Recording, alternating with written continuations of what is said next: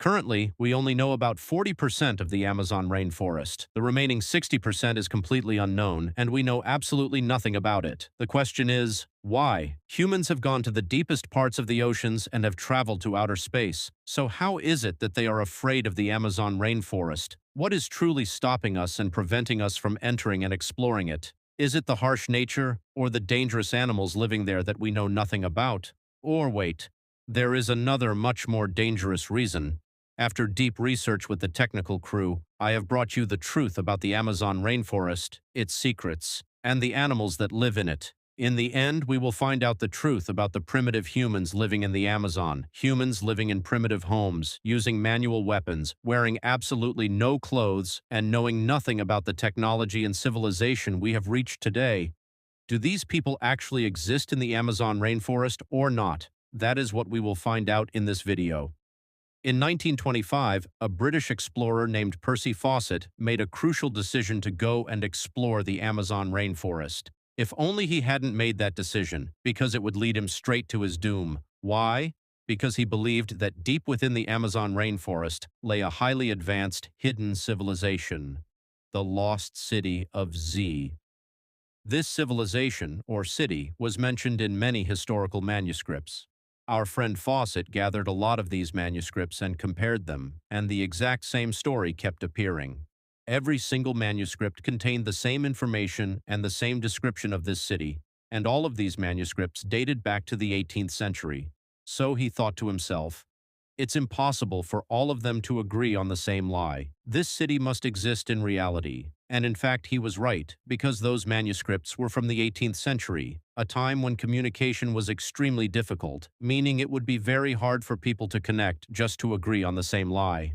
This is what our friend Fawcett thought, concluding that it was most likely a reality on the ground. From that moment on, his mind was made up, and nothing could change his decision.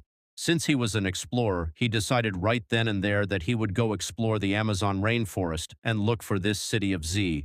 He packed his things, went to his son, and told him, "Tomorrow morning, you are coming with me to the Amazon. Pack your clothes and get ready." His son was shocked, looked at his father and said, "Consult with me from time to time, my friend. Taking things slow is good. We need a plan. We need an idea." His son, whose name was Jack, felt that something wasn't right and wasn't convinced by the idea. However, his father Fawcett used many logical arguments with him, which eventually convinced him. The ultimate argument he used was, either come with me or get out of my house and look for a job. So the team consisted of two people, the father Fawcett and his son Jack. Then a third person joined them who was also an explorer and a friend of Fawcett named Raleigh Rimmel. They gathered everything they needed to start the journey, and the next day they left the house. That would be the very last time they ever stepped out of that house, because they would never return. The father Fawcett was already an experienced explorer and knew that this was a dangerous adventure. Therefore, before leaving the house, he left a note behind that read, "If we do not return, do not look for us." This wasn't just an ordinary note. It was a warning, a very important piece of advice. If we get lost, don't bother searching for us. As the video goes on, you will understand why this wasn't just a note, but a crucial piece of advice. They set off from Britain all the way to Brazil, specifically to the northeastern region of Brazil, this exact area. Sadly, just 4 days into the journey, all communication was completely cut off, and nothing more was heard from them. The entire team, Fawcett, Jack, and Rimmel, vanished without a trace. Consequently, search operations began using airplanes, explorers, dogs, and everything else. But to no avail, they had disappeared without a trace. More than 5 years passed without any updates or results, no trace at all. Imagine that during those 5 years, they sent more than 100 rescue expeditions to look for them, all with no results. Let me give you a shocking and sad piece of information. 11 out of those 100 expeditions met their end. They vanished too. They went to rescue others, only to end up needing rescue themselves.